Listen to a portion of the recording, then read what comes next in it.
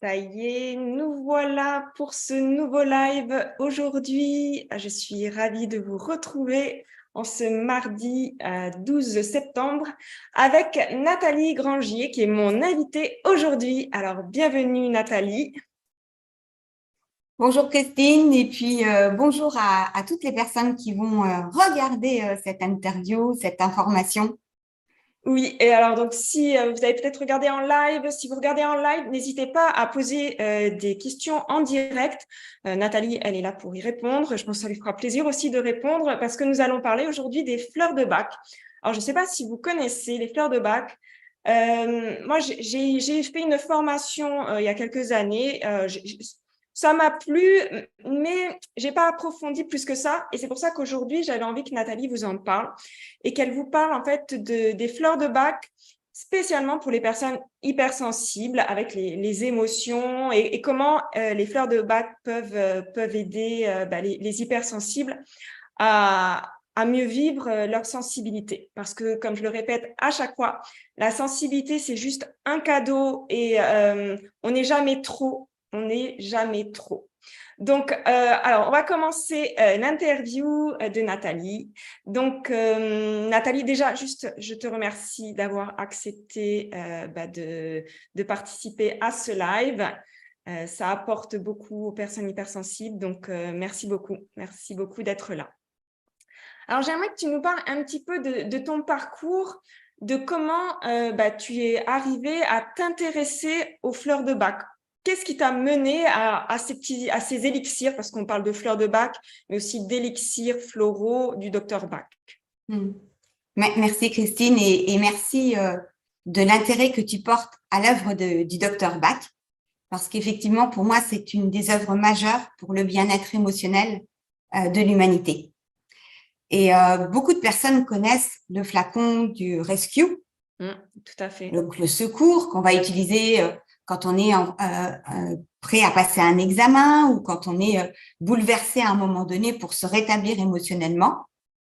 Mais la gamme florale des élixirs de Bach est tellement vaste et le langage du docteur Bach est un peu particulier parce qu'il a une énorme spiritualité. Et ce que tu témoignes de dire, bon, je connais les fleurs, mais jusqu'où je peux appréhender toute la gamme, effectivement, c'est un sentiment qui est très, très commun et que moi aussi, j'ai eu, bien sûr, à la découverte de l'œuvre. Et en plus, quand tu vois qu'il existe 38 élixirs floraux et que tu commences à lire chaque fleur, mais tu as besoin quasiment de toutes les fleurs. Donc, comment commencer, comment choisir et dans cette urgence d'aller mieux. Je vais te donner quelques mots pour me présenter.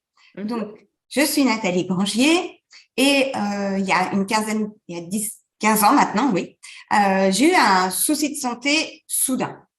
Et ça m'a fait très, très peur aussi sur l'évolution. Et c'est là où je suis rentrée dans une formation des études en naturopathie. Et à un moment donné, dans le cursus naturopathe sur 3 ans, tu as un petit module sur les élixirs floraux. Et là, moi, ça a été une résonance particulière en moi, ce qui fait que je me suis prise de passion, j'ai approfondi. Et puis aujourd'hui, tu vois, au bout de 15 ans, il y a à peu près 500 histoires de vie qui ont été améliorées, éclaircies par l'apport des fleurs de Bach. Et moi, juste dans cette période-là, j'ai eu à vivre le décès de ma sœur. Donc ça a été une expérimentation en direct sur quelque chose qui était non prévu non plus. Et c'est de voir j'ai commencé par le deuil, en fait, à vraiment comprendre le fonctionnement des fleurs de Bach, à la fois sur moi et puis toutes les personnes qui étaient concernées par le départ de ma sœur. De toute façon, toute technique, on se l'apprend déjà par soi-même, en fait. Et Oui. c'est là où après, on va vers ce qui nous fait vibrer. Comme moi, voilà, je suis partie sur l'hypersensibilité parce que c'est ce qui me fait vibrer aussi. Et toi, voilà, ce sont les fleurs de Bach qui t'ont fait vibrer. Et après, on sent comme un sens à notre vie qui s'ouvre devant nos yeux. Et ça, c'est juste extraordinaire. Et est-ce que tu pourrais donc, parce que tu nous as déjà un petit peu parlé du nombre de fleurs de Bach, un petit peu du docteur Bach, est-ce que tu peux nous en dire un peu plus? En quoi ça consiste, en fait, ces fleurs de Bach? Parce que voilà, comme tu dis, le rescue, alors je dis pas tout le monde parce que ce serait pas vrai, mais une majorité connaît ce rescue et l'utilise pour tout et pour n'importe quoi, en fait, parce qu'on dit, allez, t'as un petit niveau de stress, allez, prends rescue. Mais on sait pas ni pourquoi, ni si ça fait effet ou pas, mais voilà. Donc, est-ce que tu peux nous en dire un petit peu plus et pourquoi aussi je te combine deux questions parce que je pense que tu vas peut-être y répondre en même temps. En quoi cet outil peut être super précieux pour les personnes hypersensibles?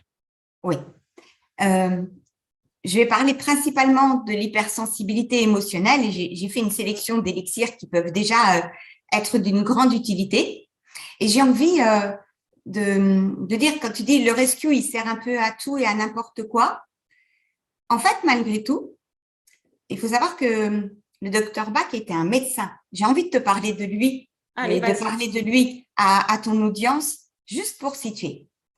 Au départ, et je pense que le docteur Bach est un hypersensible, je vais dire pourquoi ensuite. À l'origine, c'est un homme qui décide d'être médecin parce qu'il était très touché par la souffrance humaine sur le plan émotionnel. Et il raconte que dès l'âge de 14 ans, il observait à l'usine de son père, que son père était chef d'entreprise et fabriquait des objets religieux. Et il raconte qu'il était sensible à la souffrance des employés. D'accord? Et il a hésité entre prêtre et médecin, et Dieu merci, il est devenu médecin. Mais il était insatisfait de ce qu'il trouvait. Et donc, à un moment donné, il rencontre l'ouvrage de l'organon, le principe fondateur de l'homéopathie. Donc, il développe ce qu'on appelle des nosodes, mais là aussi, pas satisfait. Et à un moment donné, il a l'intuition que le monde végétal pourrait contribuer au bien-être émotionnel. Et ce qui est amusant, c'est que quand il décide de consacrer ses recherches, il déménage et les déménageurs se tromperont entre les mâles qu'il emmenait et les mâles qu'il laissait sur place. Tout son matériel d'homéopathie va rester en Angleterre. Et ça va être ses caisses de chaussures dont il avait décidé de se débarrasser qui vont lui être livrées. Et c'est intéressant parce qu'en fait, il va arpenter la campagne à la rencontre des végétaux et il observe le comportement de croissance des végétaux. Dans quel lieu telle plante s'épanouit? Comment elle se comporte avec les autres? Est-ce que c'est une plante envahissante? Et il va en déduire que la caractériologie des plantes pourrait avoir des similitudes avec le comportement humain et agir sur le même principe que l'homéopathie. Donc, si on prend un exemple qui est fréquemment rencontré en ce moment, c'est qu'est-ce que je vais faire de ma vie professionnelle? Eh bien, on peut trouver la connexion à soi sur se réorienter professionnellement en utilisant, par exemple, la fleur de la folle avoine. D'accord. Parce qu'en fait, l'avoine, elle danse au fil du vent. Elle n'est pas elle-même, en fait, elle est ballottée, si tu préfères. Et c'est comme ça, par l'observation des plantes, qu'il a sélectionné ces 37 fleurs ou arbres. Et il a aussi sélectionné un élixir de l'eau de roche.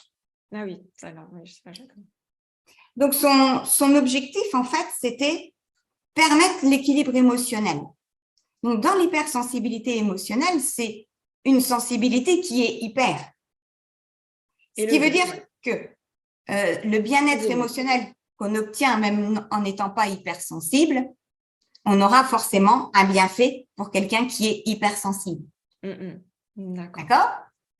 Et comme je dis, le docteur Bach était très certainement un hypersensible, c'est que pour s'imprégner du caractère de la plante, il a commencé en déposant simplement une goutte de rosée sur sa langue.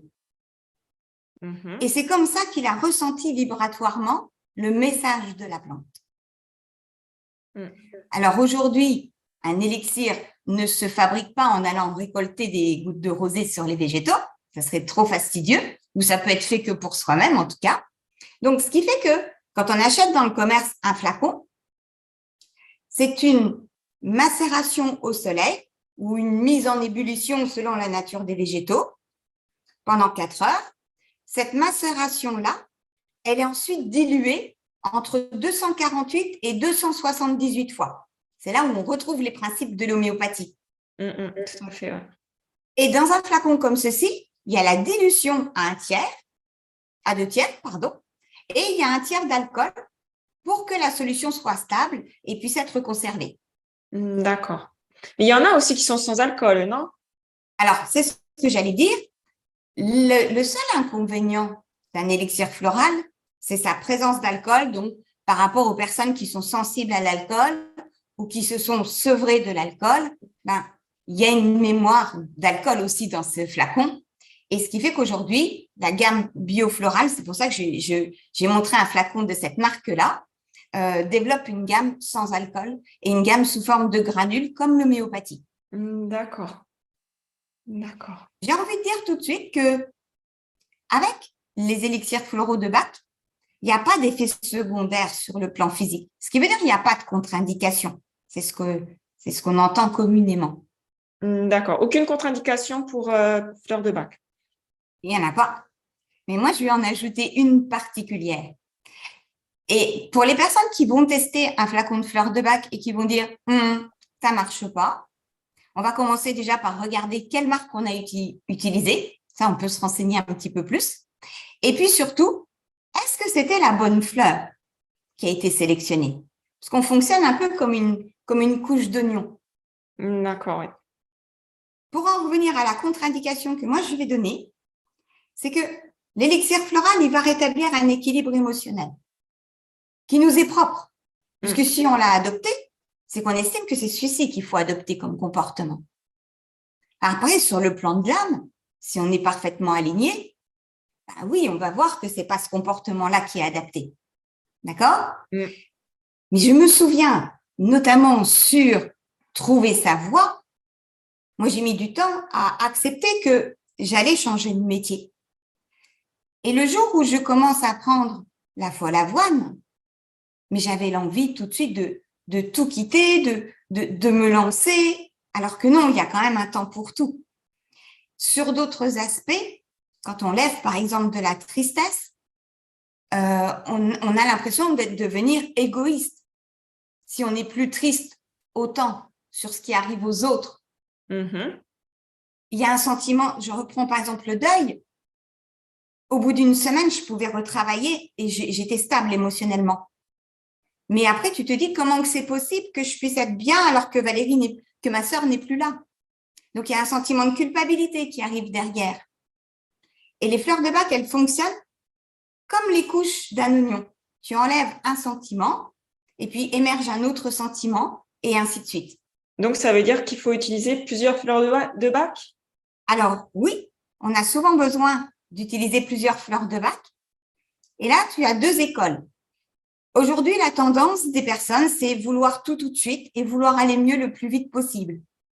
Donc, on trouve des flacons avec des mélanges qui comprennent jusqu'à 7 fleurs, alors que, originellement, le docteur Bach préconisait 3 à 5 élixirs ensemble, et je dirais des élixirs qui sont compatibles ensemble.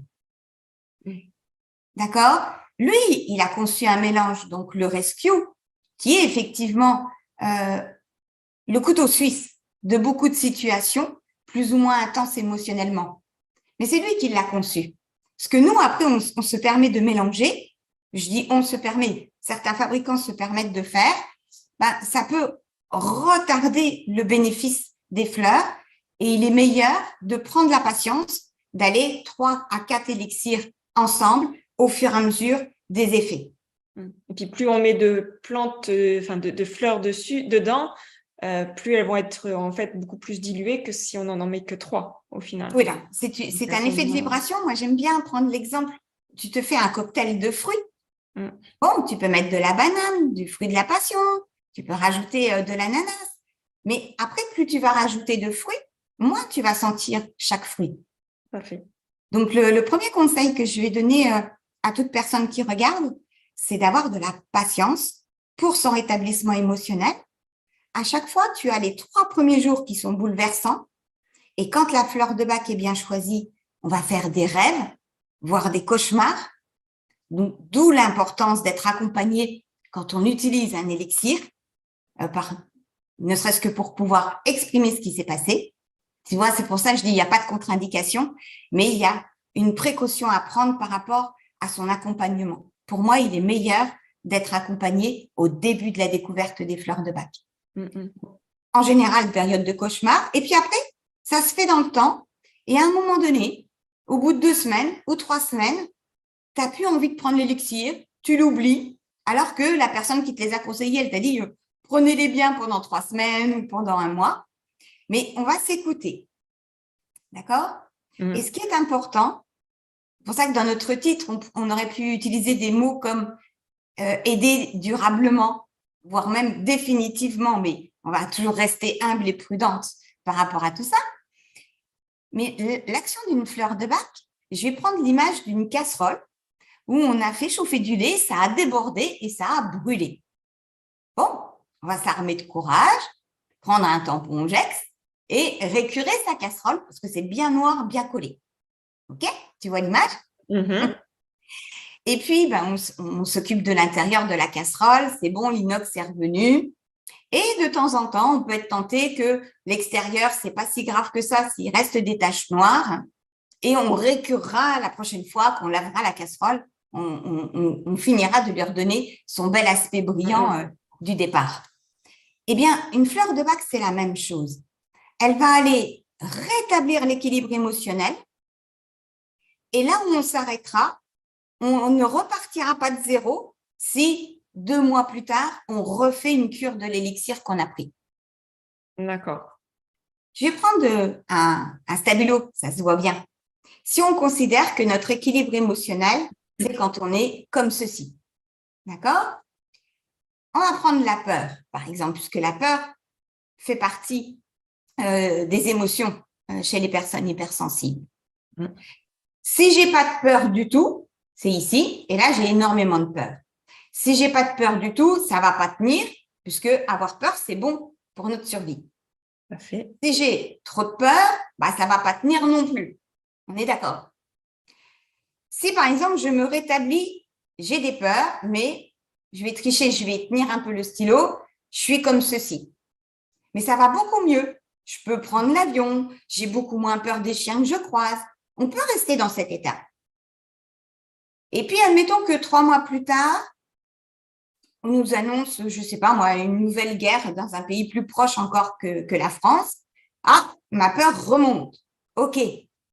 Mais je vais prendre les fleurs de bac, mais je ne vais pas repartir de tout en bas comme j'étais tout à l'heure. Je vais remonter jusqu'à un certain équilibre. Est-ce que ça te parle, Christine, cette image? C'est bon? Oui, avec le stabilo. Oui, OK. Donc, ce qu'on obtient comme mieux-être, c'est acquis.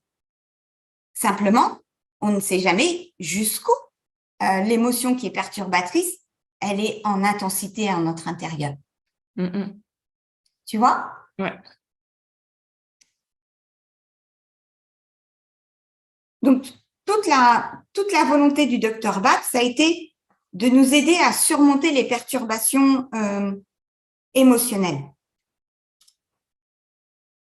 Et est-ce que tu aurais des fleurs de bac que tu pourrais peut-être plus recommander aux personnes hypersensibles et comment est-ce que elles pourraient en fait faire leur choix là-dedans parce que voilà, tu dis qu'il y en a plusieurs. Ouais. Je sais que voilà, si on n'est pas formé, on peut regarder sur Internet. Il y a les petites phrases qui te disent que walnut c'est pour ci, c'est pour ça, mimulus aussi. Donc comment ils peuvent, comment faire un choix voilà, comment ils peuvent faire un choix et s'il y en a des plus spécifiques, tu vois, pour vraiment là, en parlant de l'hypersensibilité en général et après peut-être faire un peu plus toutes les émotions si tu en as envie. Oui, avec plaisir. Alors, j'ai préparé une sélection et en sachant que l'important, c'est d'identifier le ressenti émotionnel. D'accord? Donc, je réfléchissais dans les exemples.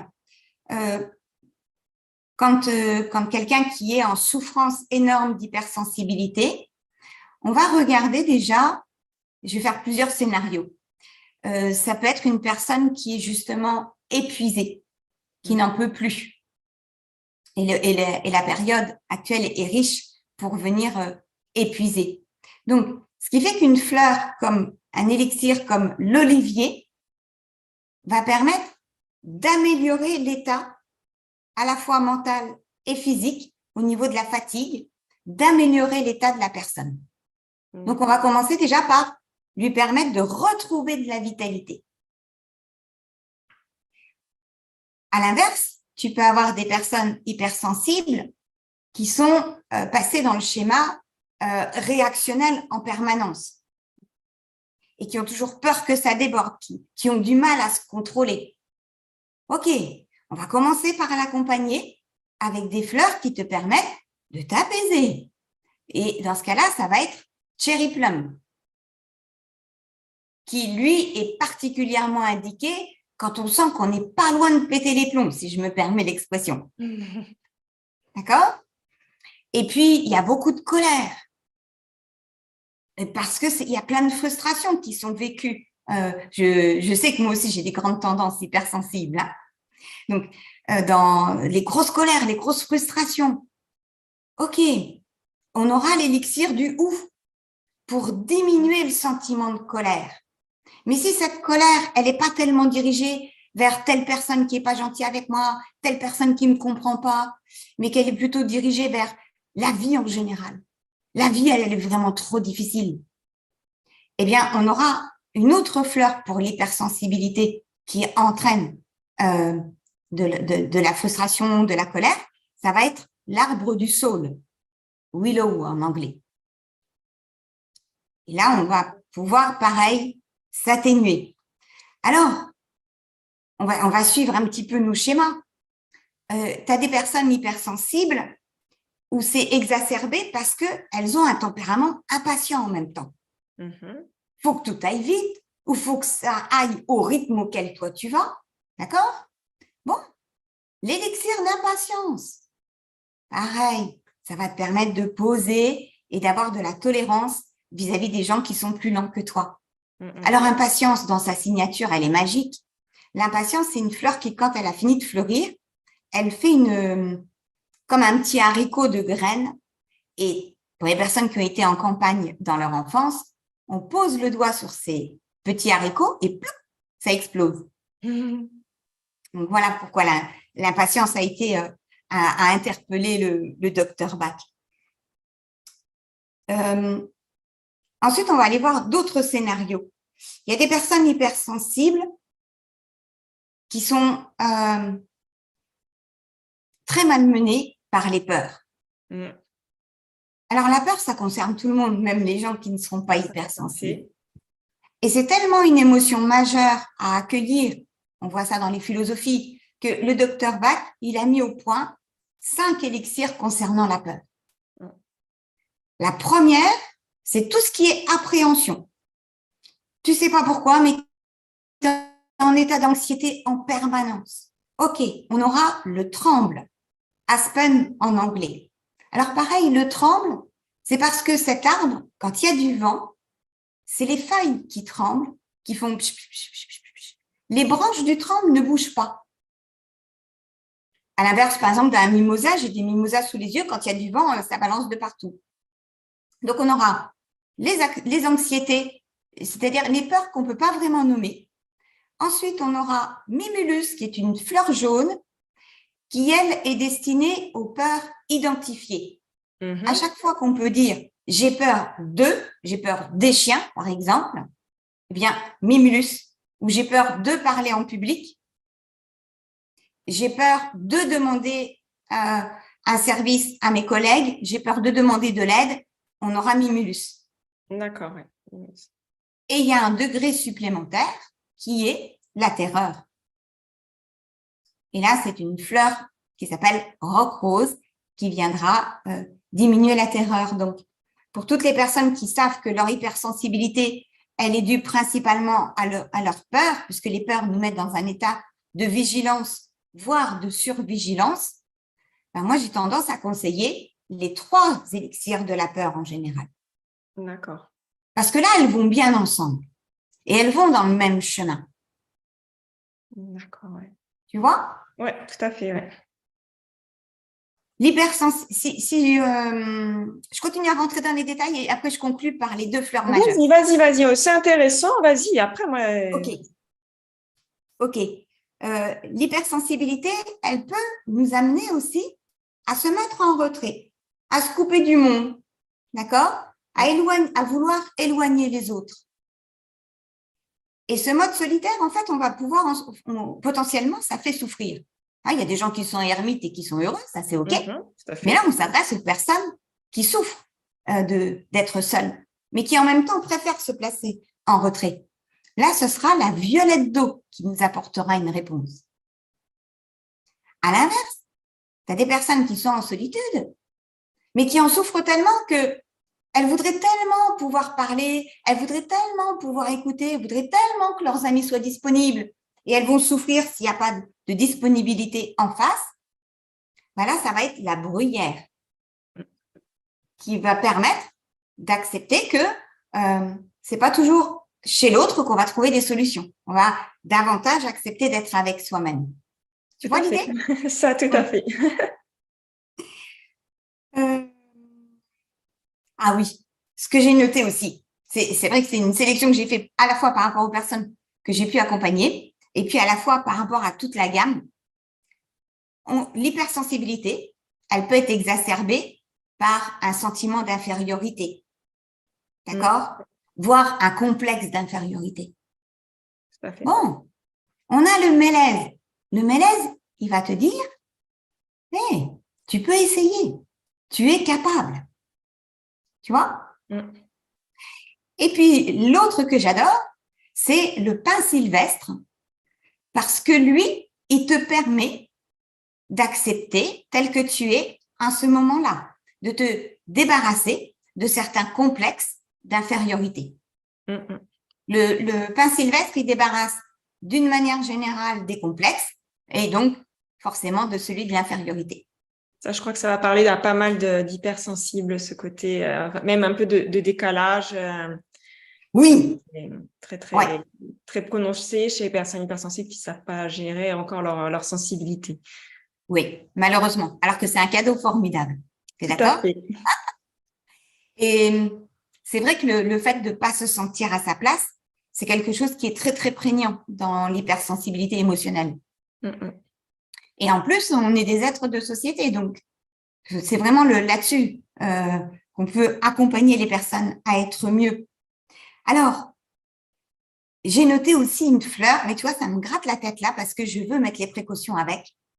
Une des fleurs qu'on retrouve principalement pour l'hypersensibilité, c'est celle qui s'appelle aigre-moine. Aigre-moine, ça a été une de mes fleurs types, donc c'est pour ça que je vais t'en parler avec beaucoup de précautions. Je vais bien, tout va bien, même si c'est même pas vrai. D'accord. Sauf que ton masque que tu portes, d'accord, c'est une source de grande souffrance parce que tout se joue à l'intérieur. Et quand j'ai commencé à apprendre aigre-moine, Christine, mais j'ai pleuré parce que je me mentais à moi-même sur je vais bien, tout va bien. Et donc, aigre-moine, je dis toujours aux gens, tu le prends accompagné, on va voir les émotions, on va voir, c'est important de discuter avec la personne. Qu'est-ce qu'elle risque de découvrir en elle? Là où est-ce qu'elle n'est pas bien? Et moi, en l'occurrence, c'est que je me faisais croire que j'étais bien là où j'étais. C'était pas vrai. Et quand tu découvres ça, mais tu as le sentiment de t'être trompé, d'avoir gâché du temps, mais comment que tu vas gérer ça? Tu es submergé. Donc, avec Aigre-Moine, moi, j'aime bien accompagner sur les fleurs qui appartiennent au groupe du désespoir. D'accord? Et une fleur de transition, ça va faire la transition sur la fleur suivante. Avec Aigre-Moine, ça va aussi déménager. Parce que une fois que tu t'exprimes authentiquement, si ça ne te plaît pas, tu ne vas pas dire « oui, oui, c'est bon ». Non, non, tu vas dire « non, là, en fait, moi, chez moi, ce n'est pas OK, ça ». Comment est-ce qu'on peut faire autrement? Et les gens avec qui tu disais OK, OK jusqu'à présent et que tu acceptais tout, ils te comprennent plus. Puis ça leur plaît pas. Parce que forcément, si tu avais un trait de caractère à accepter ce que les autres ils exigent de toi, tu rencontres forcément des personnes qui ont envie d'exiger de toi. Et le jour où tu commences à t'aligner et à oser t'exprimer, ben cet entourage-là, il va potentiellement s'éloigner. C'est peut-être ce qui fait le moins mal, ou il va potentiellement te culpabiliser. D'accord? Pour que tu redeviennes la personne que tu étais avant, tu te sens gentille. Donc, l'élixir qui protège bien, on fait la transition avec walnut en anglais. Donc, en français, c'est le noyer. Alors, c'est facile à retenir parce que se rappeler des fleurs, il y a plein de procédés.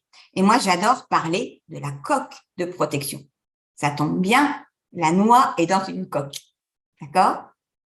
Donc, walnut, c'est idéal pour toutes les situations de transition d'une manière générale.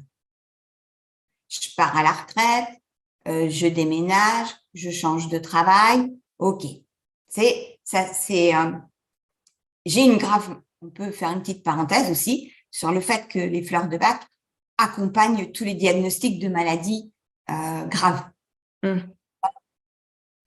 Donc, walnut, c'est vraiment une fleur idéale pour tout ce qui est transition de vie, tsunami dans la vie aussi bien. D'accord. Mais c'est aussi, sur le plan subtil, une sorte de dôme de lumière. OK? Donc, on peut activer soi-même son dôme de lumière chaque matin dans ses pratiques routinières corporelles du matin. Et l'élixir de walnut, il te permet d'être protégé du dire des autres. D'accord. Ça ne va pas empêcher de dire des autres, parce qu'on ne peut pas influencer sur la vie des autres et sur leur état d'esprit. Sauf que tu imagines, j'ai quelqu'un qui parle ici, pop, pop, pop, pop, pop, il m'envoie des paroles, mais moi, j'ai mon dôme de lumière et c'est méga atténué. J'aime bien parler c'est comme si tu entendais en sourdine. Tu vois? Est-ce que tu peux l'utiliser aussi alors pour l'empathie? Parce que en étant hypersensible, on a une empathie qui est profonde et l'empathie, c'est juste génial, hein. Sauf que des fois, on peut être des éponges émotionnelles et ce qui fait que je dis toujours parce que si on ne sait pas gérer tout ça, on va tout absorber et après, on ne sait plus quelles sont nos émotions et les émotions des autres. Et ça fatigue. Et c'est pour ça que quand tu parles de un peu de cette, alors, je sais plus comment tu as dit, pas de bulle. J'appelle ça le dôme de lumière. Voilà, dôme de lumière. Alors moi, c'est vrai qu'en empathie, je travaille avec une bulle, mais une bulle en visualisation. Oui. Donc là, est-ce que c'est un peu le même principe? Exactement. Et Christine, je pense qu'on est connectés parce que effectivement, l'empathie, et c'est pour ça que c'est vivre aussi les hypersensibles. Heureusement qu'ils sont là. Parce que l'empathie, on en a besoin. Simplement, c'est jusqu'à quel point. C'est toute une histoire de degrés. Mais heureusement qu'il y a des personnes empathiques. Alors, on l'a tous, cette empathie. Après, on la développe ou on la développe pas, ou voilà, parce que les expériences passées, tout fait qu'on peut cacher cette empathie parce que voilà, on a une éducation, un passé. Exactement. Donc, l'empathie, en fait, c'est walnut qui te protège en premier. Et ensuite, on peut aller voir dans cette empathie, est-ce que tu remarques qu'elle te touche plus par préoccupation de ce qui peut arriver à l'autre? Et dans ce cas-là, on revient à une fleur du groupe des peurs, qui est le marronnier rouge. Et le marronnier rouge, c'est intéressant de savoir comment Bach il l'a mis au point. C'est fait pour toutes les personnes qui sont extrêmement préoccupées sur ce qui va arriver à autrui. Donc, des enfants, des adultes pour ce qui va arriver à leurs parents, des parents pour ce qui pourrait arriver à leurs enfants, d'accord? Et Bach a appelé ça la préoccupation extrême pour autrui. Alors, à chaque fois que je vois une maman qui s'inquiète pour l'avenir de son enfant, d'accord? Parce que c'est pas les résultats souhaités à l'école. Alors qu'en fait, on sait que s'il trouve sa voie, il pourra effectivement être épanoui dans son métier. Je lui dis toujours, tu t'occupes pas que Bach il a dit que c'était la préoccupation extrême pour autrui. Parce qu'en même temps, si on veut aider quelqu'un et qu'on vient avec les peurs de ce qui va lui arriver, on va le diminuer, on va lui transmettre cette énergie de peur. Et Bach, en fait, il s'est blessé gravement en coupant, en sciant du bois de chauffage. D'accord? Alors, non seulement il était blessé, mais en plus, il a vu que tous les gens qui l'entouraient, ils s'étaient complètement à l'affolement de partout. Et il a vu que ça l'aidait franchement pas à se réaligner et à gérer effectivement le truc. Et c'est là qu'il a dit, il faut que je trouve une fleur ou un végétal qui permette aux gens de m'aider, ok, mais pas avec la peur. C'est invivable. Tu vois? Donc, pour en revenir à l'empathie, walnut, et puis, si c'est préoccupation pour ses enfants, marronnier rouge. D'accord. Et après, ça me fait une transition sur le fait qu'il y a d'autres personnes dans le monde, c'est mondial, hein, qui ont continué l'œuvre du docteur Bach. Et notamment, j'ai montré un flacon de la marque Biofloral, mais il y a aussi une autre marque que je recommande en fabricant. J'ai pas d'action ni de lien d'affiliation, hein, on est d'accord. C'est le laboratoire Deva. Parce que chez Deva, il y a, alors on est sur 90 élixirs complémentaires, d'accord. Et pour la protection de l'empathie, j'en arrive là, Christine, des fois voilà, c'est tout ce qui va être aquilé, qu'elle soit aquilée blanche, aquilée rose, aquilée jaune. D'une manière générale, l'aquilé vient bonifier la coque de protection. C'est notamment l'élixir des thérapeutes. D'accord. Qui ont aussi voilà, une grande empathie pour toutes les personnes qui viennent les voir. Voilà. Généralement. Métier pour rien. Hein? Et comment, en fait, parce que là, tu nous as donné plein de… Alors, je ne sais pas, est-ce que tu avais fini dans la description? Parce que sinon, je pense que je vais peut-être basculer vers une autre question. Alors, tac, tac, tac. Et oui, Christine, c'est magique. Il y avait peut-être quand même l'affirmation de soi, savoir dire non. Alors, vas-y. Tu vois, celle-là, j'ai envie d'en parler aussi. C'est la centaurée. Elle ressemble au bleuet. Et là, c'est pareil. Je me souviens. C'était une femme qui était femme de chef d'entreprise, puisque moi, je conseillais aussi dans mon métier, dans mon activité professionnelle, j'ai contribué à la diffusion des élixirs. Et cette femme, en fait, elle était vraiment soumise à son mari. Il fallait toujours tout faire tout de suite. C'est t'as pas encore fait ci, t'as pas encore fait ça.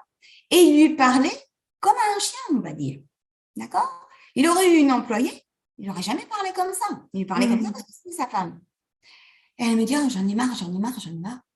Et donc, je lui dis, est-ce que ça vous dirait de voir du côté des fleurs de Bach, comment est-ce que vous pourriez être plus soutenu? Parce que ça a des impacts aussi sur la santé. Hein, on sait en tant que naturopathe que, oui, il y a le plan physique, mais il y a quand même beaucoup de choses du plan physique qui doivent venir de nos émotions et de nos ressentis ici. Bon. Et je lui dis, il y a bien une fleur pour savoir dire non.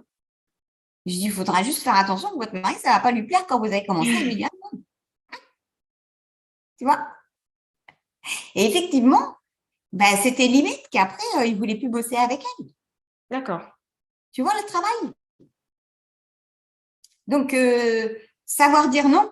Et la fleur, tu as dit que c'est laquelle? Centaurée. Centaurée. Ouais. Et autrement, j'avais fini la liste. Après, j'allais partir sur les élixirs des animaux pour les personnes qui veulent vraiment s'orienter vers l'énergétique. Et il y a le bison et l'éléphant qui accompagnent aussi l'état de l'hypersensibilité. D'accord, là, je ne connais pas du tout. Alors après, on rentre dans quelque chose qui est encore plus subtil, parce que forcément, on n'a pas mis un bison à macérer dans l'eau pendant 4 heures au soleil. On est d'accord. Non. C'est David Marple, notamment. Il y a deux concepteurs d'élixirs, enfin 3 concepteurs d'élixirs animaux aujourd'hui. En fait, on est sur un plan plus subtil où ils invitent le règne animal à pénétrer l'eau. D'accord? C'est-à-dire que l'eau est un vecteur d'information. Ça, c'est encore un autre sujet, ça. Et c'est simplement des incantations, des méditations qui font rentrer le caractère propre à l'animal dans l'élixir. D'accord, ah oui. Et donc, c'est le bison et l'éléphant. Mais tu vois aussi, dans l'hypersensibilité, ça peut être intéressant, en se baladant dans les champs, de regarder une fleur de centaurée, de peut-être se mettre une photo d'éléphant pour justement recevoir ces vibrations. D'accord. Hmm. Et Donc, vas-y sur ta question. Oui. comment tu, parce que comme là, tu nous en as décrit beaucoup, comment on peut choisir ça en fait? Est-ce qu'il y a un processus type pour choisir? Est-ce qu'il y a des questions types à choisir? Ou c'est juste, je ressens que c'est celle-là parce que j'ai du mal à dire non?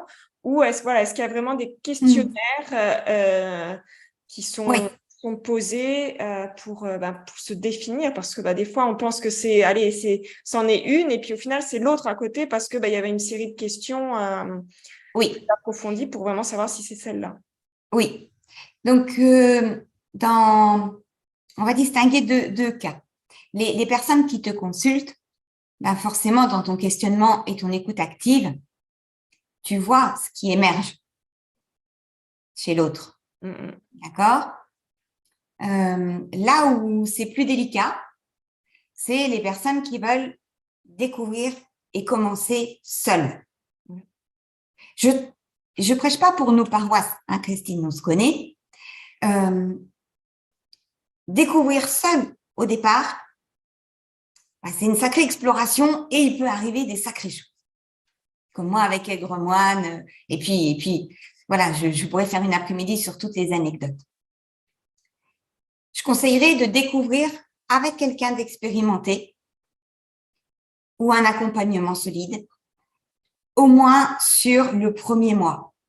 Et après, une fois que tu as appréhendé comment les élixirs fonctionnent, c'est OK que tu aimes aller voir par toi-même. Et c'est chouette parce que le docteur Bach, il a voulu que sa médecine, elle soit simple à comprendre, accessible au plus grand nombre.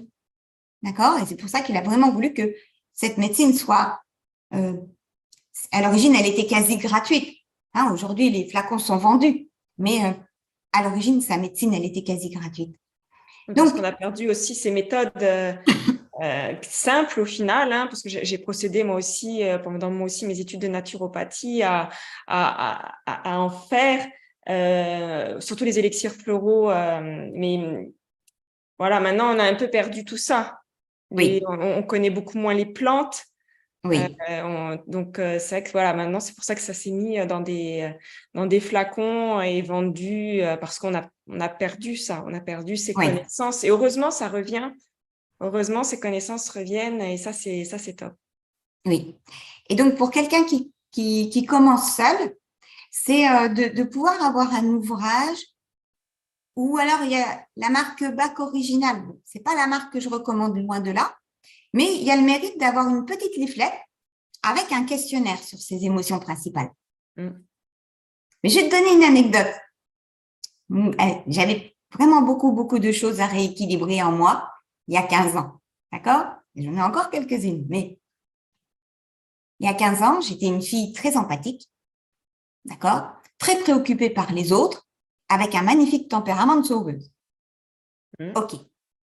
Mais du coup, j'en devenais intrusive dans la vie des autres. Et je me rappelle de cette leaflet Fleur de Bac où tu as tout un questionnaire. Tu as des questions de situation et puis tu coches oui ou tu coches non. Et une de mes fleurs types, c'était la chicorée. Celle qui va s'occuper des affaires des autres à outrance. On parle d'ingérence. J'assume. J'ai été comme ça. Maintenant, je réponds que si on me demande. Mais je dis toujours que je suis disponible. Et donc, sur Chicory, la question, c'est du style êtes-vous toujours prête à faire à la place des autres, à vous occuper des soucis des autres? J'avais coché oui.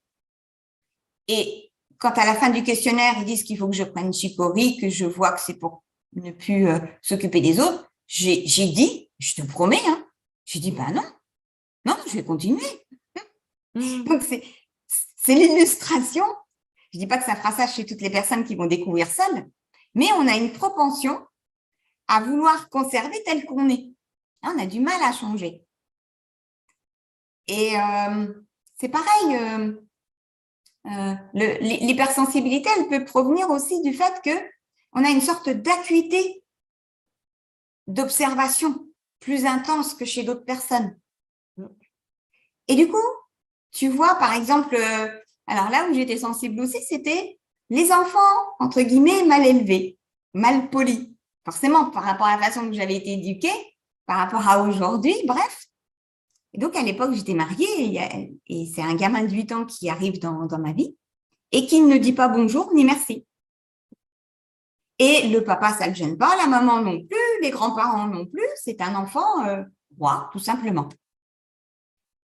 Et moi, ça me froissait, si tu veux, qu'ils ne disent pas merci quand on lui amène son verre sur une terrasse ou autre. Et je voyais bien qu'en moi, c'était pas…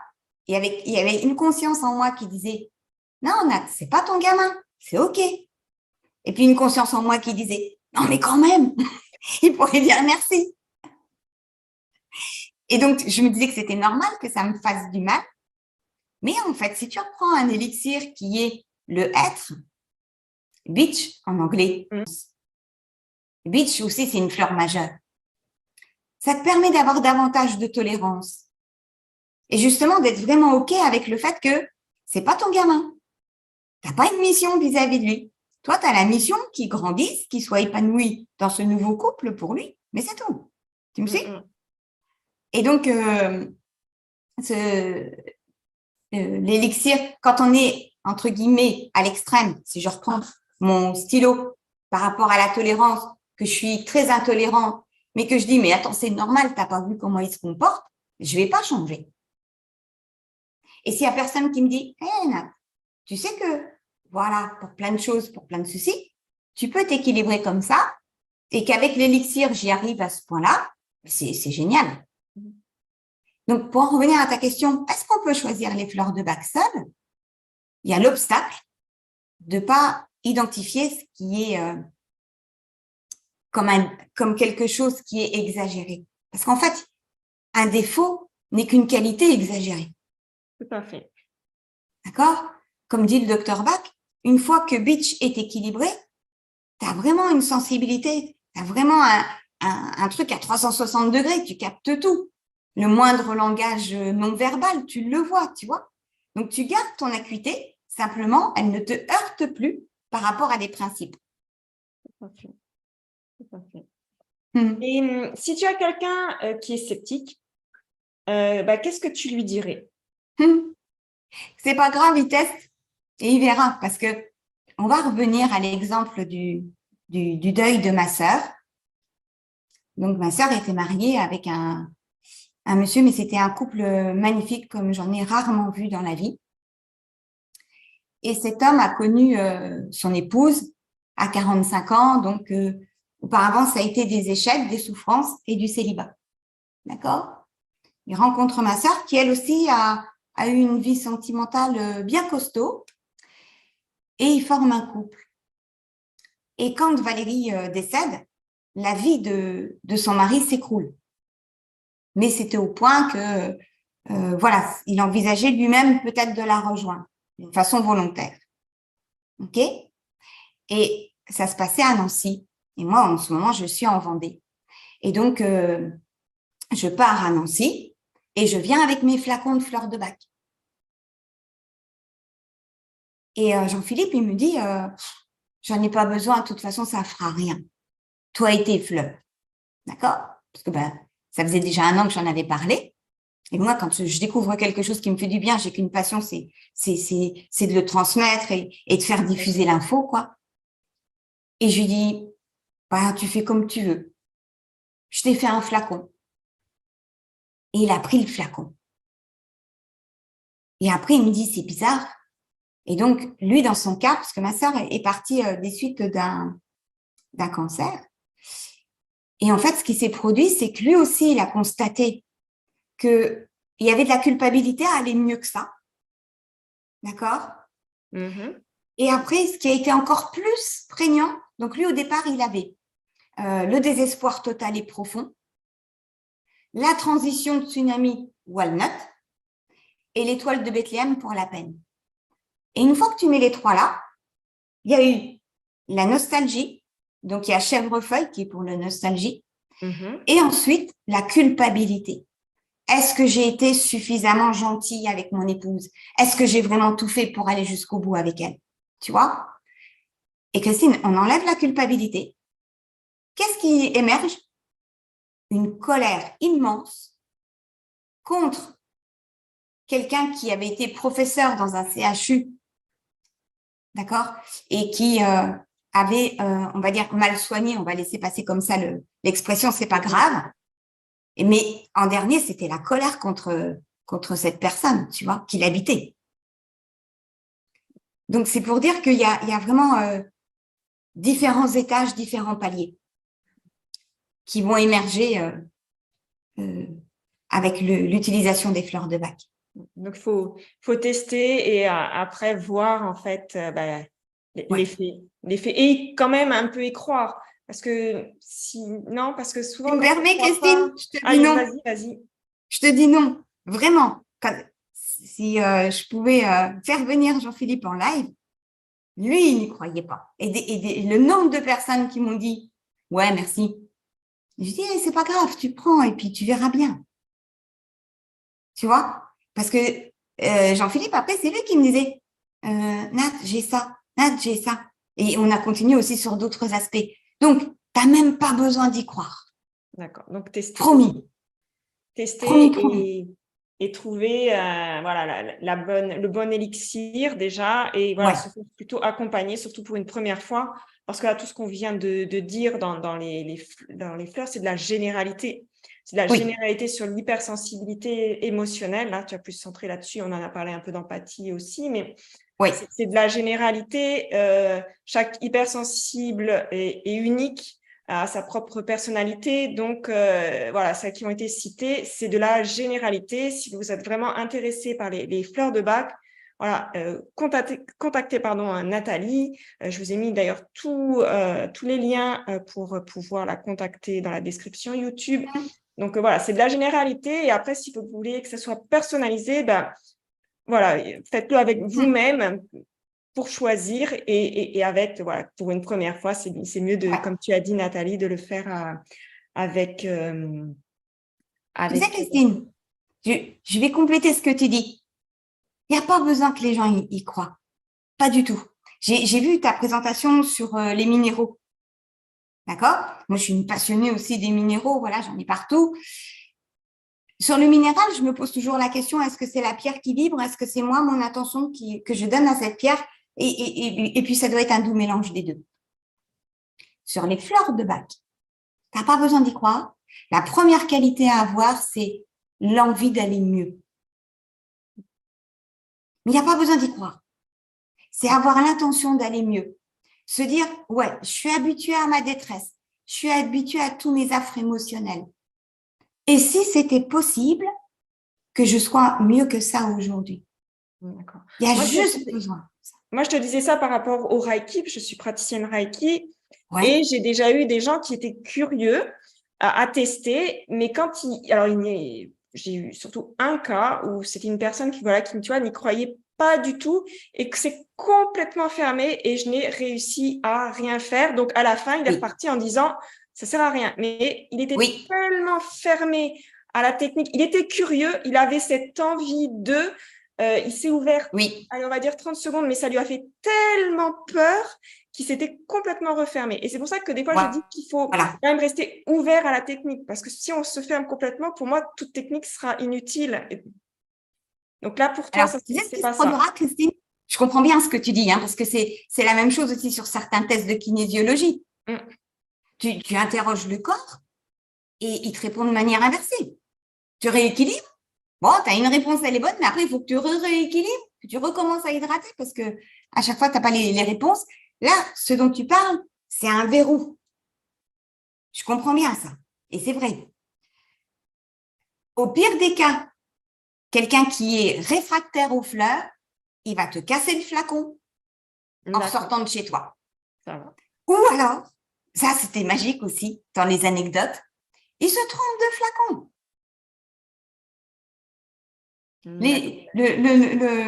Tu vois, dans le marronnier, il y a 3 fleurs, il y a 3 types il y a 3 types de marronniers et en anglais, ça se finit par bud.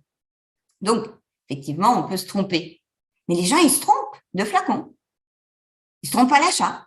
Bon, ben, tu sais qu'effectivement, il y a une énorme résistance à la personne.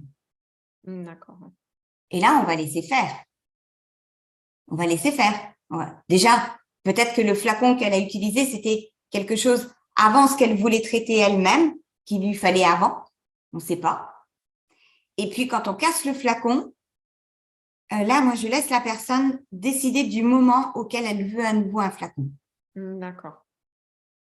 Mais si la solution, les gouttes sont prises, ça agira même qu'on n'y croit pas. D'accord, bon, bah, super. Juste pour finir, parce qu'on a parlé de toutes les feedbacks, c'est vraiment très intéressant. Dans la routine quotidienne, en fait, ça se passe comment? C'est des gouttes, c'est plusieurs gouttes, c'est avec de l'eau, c'est sans eau, c'est sur la langue, Oui. juste comme ça, pour un petit peu voir comment les gens vont le prendre. Oui. Donc, quand on achète un flacon, on va distinguer, est-ce que c'est une situation qui est aiguë tout de suite maintenant ou est-ce que c'est un état émotionnel qui est durablement installé. D'accord? Si c'est quelque chose qui est aigu, on va prendre pur, donc toujours bien agiter son flacon, même si ce n'est pas de l'orangina. Ensuite, moi je dis toujours bien piper là aussi pour que ce qui est déjà dans la pipette soit réénergisé, réveillé en fait. Et puis on va prélever 3 gouttes qu'on va aller déposer pures sous la langue. On fait bien attention que le flacon ne touche pas les lèvres parce que bon, il y a de l'alcool pour conserver le produit, mais c'est pas l'idéal si ça a touché. Donc ça, c'est pour les situations aiguës. Et pour simplifier en fait la posologie, il y a des fabricants qui mettent que ils ne parlent que de 3 gouttes pures sous la langue, 3 à 4 fois par jour. Et normalement, j'ai un autre flacon compte-gouttes de 30 ml. Je le remplis d'eau aux 3/4. J'agite bien mon flacon mère que j'ai acheté. Je prélève 4 gouttes et je vais les mettre dans ce flacon de 30 ml que je prépare. Et je fais ça pour tous les élixirs que j'ai sélectionnés. Après, donc, tu as ton flacon que tu as proprement préparé. Toujours pareil, tu l'agites bien. Moi, je rajoute une inscription aussi sur le flacon. Je mets le message que je veux obtenir dessus. Et on va poser 3-4 gouttes sous la langue plusieurs fois dans la journée. Alors, les gens, ils ont souvent besoin de savoir combien de fois. Donc, moi, je dis toujours minimum 4 fois. Mais si tu en as envie toutes les 2 heures, vas-y, quoi. C'est la même chose que l'homéopathie, en fait. Et après, un côté pratique aussi, c'est on peut très bien acheter des bouteilles d'eau. Alors, pas l'eau du robinet parce qu'il y a du chlore dedans. Il y a déjà plein d'autres informations. D'accord? C'est pas l'idéal. Donc, on va quand même acheter de l'eau minérale ou de l'eau purifiée ou de l'eau de source. Donc, j'aime bien préconiser les petites bouteilles de 25 centilitres, voire 33 centilitres. Et là, tu vas déposer 4-5 gouttes. Et c'est pas grave s'il y a une 6e goutte qui tombe dans la bouteille. Voilà, il s'agit de pas gaspiller le produit non plus. Bien agiter la bouteille aussi et t'employer à consommer par petites gorgées. C'est la fréquence de réception de l'eau informée qui va produire ces effets. D'accord. Donc, j'ai toujours, si tu as ta petite bouteille d'eau sur toi et qu'arrive 14 heures et que tu te dis « Oh mince, j'ai rien bu. Dans la matinée, j'aurais dû en être là, je bois tout d'un coup. » Ça sert à rien. Non, tant pis, t'as oublié. Prends des petites gorgées. Et c'est bien dans certains cas, je vais quand même indiquer de bien s'hydrater. Déjà, c'est une bonne chose de s'hydrater par petites touches. C'est la naturo qui nous a appris ça, on est d'accord. Mais c'est penser à s'hydrater toutes les heures, régulièrement, tous les 3/4 d'heure, par petites gorgées. Et c'est comme ça que tu reçois l'information. D'accord. Il y a le soir au coucher, forcément, le matin au lever. Et puis, 2 fois dans la journée, 12 heures et 16 heures, si les gens ont besoin d'avoir des guides, tu vois, on peut guider comme ça. Mais oui, ce qui est beau aussi, au début, on a souvent besoin d'être un peu guidé. Après, plus on est à l'aise avec une technique, plus on commence à être un peu plus souple avec. Mais au début, c'est vrai que c'est toujours bien un peu de cadrer les gens, sinon d'ailleurs les gens vont oublier et Oui, même l'oublier tout le temps. Et puis après, c'est fini. oui. Donc là, ils vont te dire que ça n'a pas fonctionné. Et ce qui est magique, Christine, c'est quand les personnes, parce que tu sais, moi, je dis toujours, faites-vous confiance dans vos ressentis. Donc, si on garde l'intention qu'on puisse se libérer de ce qui encombre, si l'intention, elle est là, ça va se faire tout seul. Et ce qui est chouette, c'est quand les gens, ils te disent, en fait, tu avais raison, je bois effectivement par petites gorgées, j'en ai eu besoin. Mm. Et tu vois, la première semaine, oui, tu sens que tu en as besoin. Puis après, ça s'estompe. Donc oui, se faire confiance à ses ressentis, bien sûr. Alors, merci vraiment beaucoup, Nathalie. C'était juste très, très bien, très intéressant. Je pense que les personnes qui vont regarder, qui sont en train de regarder le live ont appris plein de choses. Pour finir, j'aimerais que tu nous dises un peu où on peut te retrouver et quelles sont en fait vraiment tes spécialités, parce que je sais que tu te diriges plus vers quelque chose qui n'est pas avec l'hypersensibilité, mais les hypersensibles peuvent s'y retrouver aussi. Donc Oui. voilà, où est-ce qu'on peut te retrouver? Alors, aujourd'hui en visibilité, on me retrouve principalement dans un groupe privé sur Facebook qui s'appelle Les Causeries de l'Arc-en-Ciel. Et là, je donne des lives autour du mieux-être émotionnel. Puisque moi, ce qui me porte, c'est une phrase du docteur Bach, justement, on va conclure là-dessus, c'est « Mon âme est toujours joyeuse ». Il s'est permis d'affirmer ça. Et la première fois que j'ai lu ça, j'ai dit « Mais il en a de bonnes ».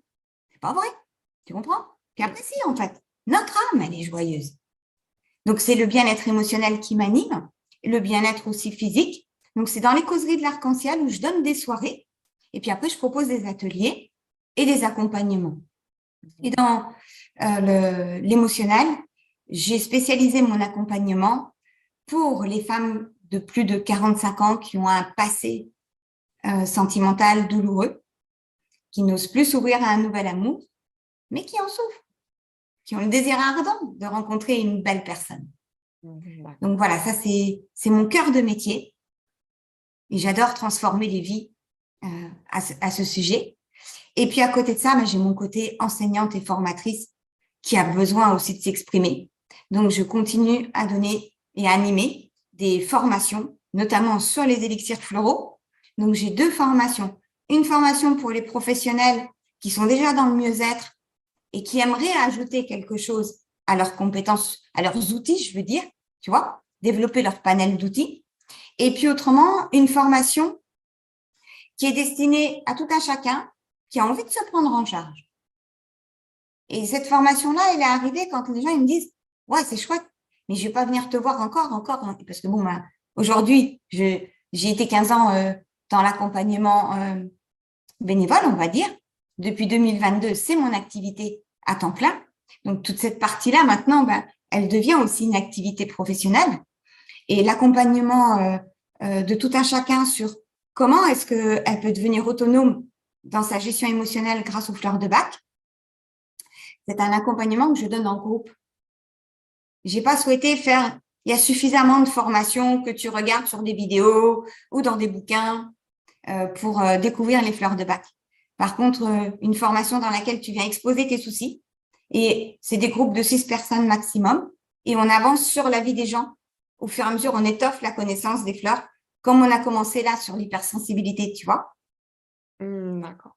Je mettrai tous les liens dans la description YouTube. Donc, si vous êtes intéressé, n'hésitez pas à contacter Oui. Nathalie. Alors, je vais juste regarder s'il n'y a pas. Alors là, Le mieux, c'est les causeries de l'arc-en-ciel. Et puis, je développe aussi ma chaîne YouTube. Mais aujourd'hui, cette chaîne, elle représente ma multipotentialité. C'est ça, c'est ce qui est très bien. Hein. Il faut être multipotentiel. Oui, on a beaucoup de potentiel et ma chaîne d'ailleurs est dédiée à l'hypersensibilité, mais surtout à révéler le potentiel de tous les hypersensibles qui ont un très fort potentiel et qui souvent se sous-estiment tellement que ce potentiel, Oui. il est caché sous une couche de terre énorme qu'il faudrait creuser vraiment très, très longtemps. Donc, c'est pour ça que je fais ces lives, que j'ai ma chaîne et le Facebook et Insta. Donc, je te remercie, Nathalie. Si tu veux rajouter quelque chose pour finir. Oui, bien sûr. Je voulais dire que j'ai beaucoup aimé ton énergie quand on s'est contacté et que j'adore le fait que, justement, toi aussi, tu englobes dans l'hypersensibilité tout ce qui peut accompagner les personnes. Et voilà, j'ai beaucoup apprécié tes autres vidéos. Donc, moi, je te remercie aussi pour ce moment de partage et d'expression. Et puis, Merci. merci à toutes les Merci personnes qui ont regardé. Et bien sûr que nous serons à disposition pour répondre à toutes les questions. Tout à fait. Alors, je vais finir parce que là, on va dépasser l'heure. J'aime bien tenir 1 heure pour que ce soit pas trop long et que vous puissiez regarder quand même. 1 heure, c'est toujours faisable de regarder. Alors, merci de votre écoute et je vous dis à bientôt pour une prochaine vidéo, pour un prochain live. Prenez soin de vous et à bientôt. Merci, Nathalie. Merci. Au revoir, Christine, et à bientôt. Merci.